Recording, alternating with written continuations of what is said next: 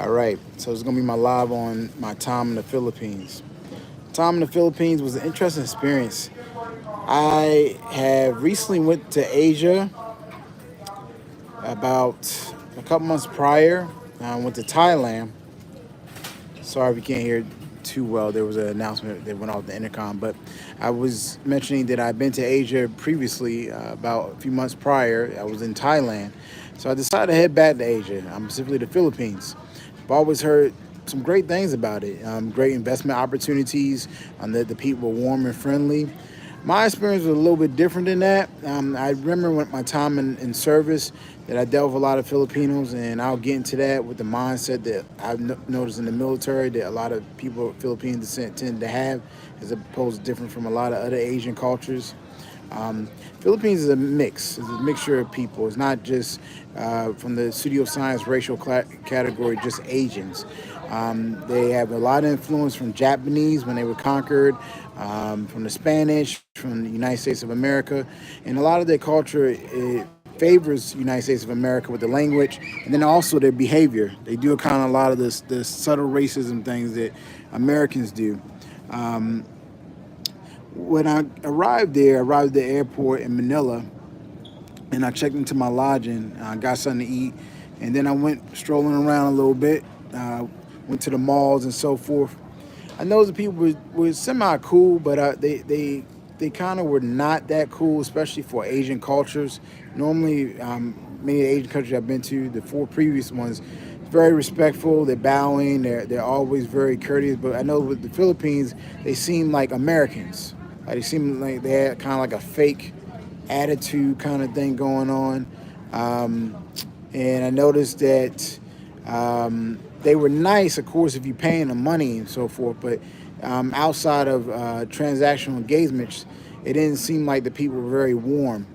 Um, Still nicer than America. I mean, I didn't feel like somebody was going to shoot me or wanted to just kill me just for being, but I did feel like there was a bit of colorism. And as I later learned by talking to locals, there's a very much a desire to have fair skin, similar to West Africa, where the women will bleach their skin, which is scientifically proven to cause skin cancer. But I guess due to the mental illness that a lot of people suffer from worldwide, to be white, it's very popular for the women to bleach their skin, similar to with African Americans or Africans where they bleach the skin or sew other people's hair in their head and stuff like that. Um, when I arrived there, however, I did notice a lot of positives. Um, when I would talk to some of the locals, I mean, again, not as friendly as Thailand, certainly not as sophisticated. It's a much poorer country. There's a lot of pollution there, but I did notice a couple cool people, met some nice women. I actually, on two of my vlogs so far, you can see me out in the nightlife with two young ladies. They're showing me around, and pretty cool time. Pretty cool time. Nothing to complain about there. Um, but when I went around, I noticed that the infrastructure was a little bit lacking, and that's just due to the economy and different things that the people have to deal with, as with any country that would be quote unquote classified as third worldish. So there's nothing new to see there, but it didn't have the structural superiority, if you will, as a Thailand. So what I mean by that, I mean that a lot of the buildings look run down. There's a lot of shanty towns within Manila. Makati, where I stayed at, was nice, but it's still in the surrounding areas of Makati. It still was a little bit worn and rustic. And I noticed I was staying not too far away from the water. It had a smell to it, so I didn't make too much of that. Later in one of my tours, I found out that smell came from the pollution that was put into the water, and hence making it one of the most polluted waters in the planet. And then later, when I went to the southern islands, one of the most polluted air supplies in the whole planet. That I did not know. I learned that from the local. Actually, the air, I did my own research because I noticed it was affecting my skin. My skin felt very itchy and it felt weird being there. And come to find out that was the case. And I know the people was even more rude there, which is probably due to how polluted the state was, which is also scientifically proven. When human beings are in a very polluted state, whether it's bad water or things of that nature and that bad air, it will affect the mental state of the people and normally have them operate in a lower vibrational plane. Um, but yeah, my time in Manila, I went out, did the nightlife as you saw on the vlogs that I posted. Also, in addition to that, went got cleaned up, got a haircut, so forth. And they actually had one barber, a number of African barbers there, a number of African people. As you can see on the first vlog I posted, there was a celebration of African Day. Saw a whole bunch of Africans in the club, mostly of Nigerian descent. Nigerians are everywhere. They're like the Chinese. They everywhere you go on this planet, you see Nigerians. Everywhere you go on this planet, you see Chinese. But um, you know, there was a ton of Nigerians there, and there actually had some Nigerian black barbershops there. So for all you people that's interested in going to Manila, you definitely will be able to find a home to get a haircut there in Manila, as they will have African barber that can cut your hair the right way. Although he wasn't available for me, so I went to another barber, was a Filipino barber, and they lined me up. They had it kind of like the classic style with the aprons on and everything. Gave you a fresh shave. Gave me a massage on the chair, which felt really great, and it was good. It was a good time. Um, Later on, I went out on a couple dates with some lovely Filipino women. That was cool. They showed me much love, showed me around. They actually told me not to go to the southern part of the island, but I was stubborn, so I wanted to go because I was in the Islamic faith. And the southern part of the island has a lot of Islamic influence. They were right. Don't go to the southern part of the island of the Philippines where the Muslims are, because the people are rude. And there's a lot of history there. There's been a lot of neglect, supposedly, by the government. Of course, that financially, that's going to affect the people, and so they're probably not as happy. It's like any other poor environment going around the planet. When you go to the Philippines, I think especially as a black man, you should just stay in either the Manila or Cebu. A lot of people guys like going to Angel City, but if you're not into that kind of debauchery or underbelly stuff, I think you know what I mean. I wouldn't waste my time going. My tour guide told me that's what was there. I did a little research. I was like, okay, I have no interest in it. So I would recommend staying in Manila or Cebu. Manila has the best nightlife in the country. It's better than Cebu. Cebu is kind of more like a touristic island environment. It has some nice clubs there and so forth, but the best spots were definitely in Manila and Makati. You can have a good time there. Some of the positives about Manila I know is that my dollar went far. So it's kind of on par with Thailand, but I think it went a little bit more farther there. So things are pretty cheap. You can fly around the country fairly cheap, kind of similar to Mexico or even Colombia, where 50 bucks can take you to halfway across the country, easy, to the next major city. Let's see. I didn't do enough research into the condominiums, and as I should have. I did a little bit. Checked out one spot, but pretty affordable prices. Definitely, it would make sense if you're making USD and you're retired. It'd be a place to check out. Manila, specifically, to check out. That's going to be the major hub to be at and to fly out of anyway. So, as with any country, you always want to be near the major hub, and consequently, the major hub is going to have the best hospitals for dignitaries that come through the country, and then also, in addition to that, you're going to have the most options for services, whatever your fancy is. Later on, after that, I switched over to Cebu. Cebu, as I said earlier, was more like a touristic island kind of vibe. They had a couple nice little hangout nightlife spots there. Had a mall. Has nice place to get something to eat. It had some options for vegans, but for me being a vegan, your best options are going to be in Manila. And speaking of being a vegan and veganism, Philippines, you hear a lot of countries, especially a lot of developing countries, they like their meats, whereas a lot of African countries or a lot of Latin countries, Philippines love their meat. They love the meat. I mean, it was hard to find a dish. Like Thailand is catered to vegan. There's so many options there. Most Asian countries are, Vietnam, so forth, but Philippines is not. Philippines is much more meat focused, a lot of pork, whole lot of pork. So if you like pork, you're gonna like the Philippines because they have a lot of dishes that's made with pork. So if you're on the west coast of the United States of America, I'm pretty sure you can find a lot of different options, Filipino dishes. You have to try it out yourself. Not too much on the East Coast, depending on where you're at, unless you're in New York or the Miami, the international cities of America. But yeah, it was a lot. It was a bit hard to find food for me on the outside. So they had a lot of Thai restaurants, consequently, because it's so close to Thailand. So I went to a lot of the Thai restaurants to get a bite to eat. So I was saved by the Thai food that was housed in the Philippines. And Cebu, they had a couple little vegan spots, but not too much. It was a cool vibe.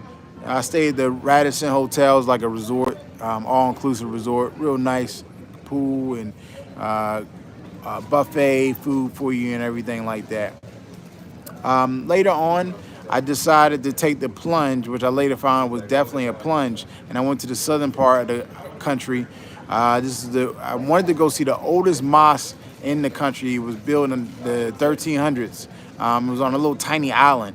It took me 2 flights to get there. Then when I tried to get to the main island where it was at, they didn't have a boat for me, and then they didn't know when they were gonna fly out, so I had to fly back to the main southern island.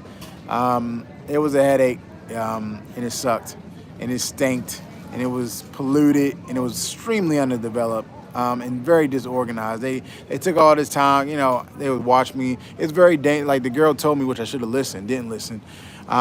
It was a lot of war there, terrorism there in the past. It stopped a few years ago in 2019, but because of that, the people are very cautious. So they was like interviewing me and taking pictures and like, what's going on? What's this guy here for? Then once they did the background check, they were like, oh, he's good. So then I got to go around the island, but then they didn't have the services necessary to get to the mosque that I wanted to go to. So it was a bit of a bust. Then when I finally got back to the main island, I couldn't get on the plane ride to get back to Cebu or any other major hub because the transportation options was mediocre at best. So I had to stay in this polluted city where trash was on the ground and the air was filthy. You could feel the residue of whatever chemicals in the air as you walking outside. It wasn't just the humidity; you could just feel it. It was so. And then when I was like, "What the hell is going on?" I would talk to people. They speak English there, but they didn't. I was no one to tell me anything really. So then when I did my research online, I was in one of the most polluted states in the planet. I didn't know that. That explained why my skin was feeling the way it was. I've never been in a place that polluted. I've been to Mexico. Mexico, I would put that area on par with some of the rougher parts of Mexico. But Mexico still doesn't have that kind of level of pollution from what I've seen, at least the parts of Mexico I've been to. But I also know the people weren't that friendly there. They were kind of like staying off, and I felt like a vibe of like subtle racism, which I later found out it was. You always hear about a lot of Asian cultures. They like staring at people, black people, or their hair and whatever, because they're different. Even though these people are dark skinned, some of them similar complexion as me, but I know they were doing a little bit too much. I travel all over the planet, and one of the ways you figure out people, whether you speak the language or not, is their body language. But these people were doing in America, we call in the African American vernacular extra, or they were being exaggerating their look at you. And so what I could sense, because they started speaking some Spanish, they speak this language called Tagalog, which is some Spanish, and I know some Spanish. They was commentating on my skin tone in Espanol. And then they would start talking to me in English. I'm like, why are they so goofy acting? And what I later came to find out through my research is one of the most uneducated parts of the Philippines too. That's normally hand in hand. Anytime you're dealing with people that's not very smart, they act very stupid with regards to skin color and stuff like that. Kind of like how in America, a lot of people, they act stupid about skin color. And that's somewhat no fault of them. It's just their circumstance and their position in the planet and their own ideas. But yeah, they were kind of playing a bit of head games and kind of got on my nerves. Unless I was giving them money for something, whether it was like food or whatever. I also didn't like the way they treated dogs there. They was kicking the dogs on the street and crap. It was disgusting just seeing how they treated animals there. It was truly disgusting. and it was uncalled for, and that's probably due to the lack of education. Um, when I was in the airport, the people try to bump into me. And here's the kicker: a lot of the Muslims, they were the most racist ones. They would bump into me, and like the women would try to do the passive aggressive stuff, similar to what Karens do in America, where they're bored and they just like harassing black men. And so they'll do mindless crap, like pretend you're gonna hit on them or try to run into you. I had to tell one woman, hey, stop, man, like, relax, tranquilo. And then they would stop, but very, very ignorant people. Um, Eventually, the next day, I got out of there after a few mechanical issues with their air flight. Um, and then I went back to Cebu. And then eventually I went back to Manila and flew out. I had a layover in Saudi Arabia, and the same Muslims, they would go on their pilgrimage, but I guess in between celebrating Allah, they wanted to start crap with me. I was in line, and the guy told me to wait, and then one of the Filipino Muslim women pushes me. I said, "Don't touch me," and so they made this spat where they act as if I was doing something to them. I scared them by telling her, "Don't push me," ignoring the fact that she just pushed me. I could have gotten a lot of trouble until I told the security officer where they came from, the Philippines. So the thing is, what saved me was the fact the Philippines are known to be racist towards Arab people, particularly those southern Filipino people. And they were so stupid, they thought that something was going to happen to me. But by a little birdie, I found out that they don't like Arab people, and the Arab people know that. And Saudi Arabia was a much more better country than them, more money, more better taken care of. And then later, the guy looked at the video and saw she was lying, and so nothing happened with me. But I point this out because it's kind of nonsense that black men have to deal with when they're traveling. Yeah, these women, they always pretending somebody's going to sexually assault them or pretending that somebody's going to attack them. It's not a joke. People are dealing with real issues in Mauritania, Africa, and Djibouti, and Eastern Europe. And these women are playing games, pretending like it's a joke that they're getting attacked. Now, luckily, due to the video, there was no issue. But I point this out. For one, I want people to reconsider even going to that country. Because when you reconsider going to a country, you're not giving them money. And when you're not giving them money, then they're starving. And when they're starving, they'll consider changing their act. And also, I want to point this out that